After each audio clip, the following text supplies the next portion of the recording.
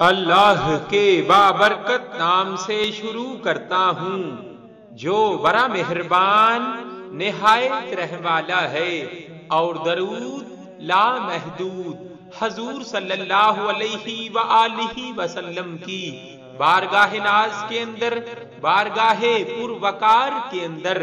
ہدیتن، عقیدتن، محبتن، نذرانتن، تحفتن، مودتن، ادبن پیش کرنے کے بعد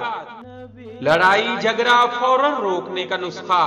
علامہ اقبال رحمت اللہ تعالی علیہ فرماتے ہیں کہ میں نے عربوں کے متعلق سنا ہے کہ اگر کہیں بازار میں دو آدمیوں کے درمیان جھگڑا ہو جاتا ہے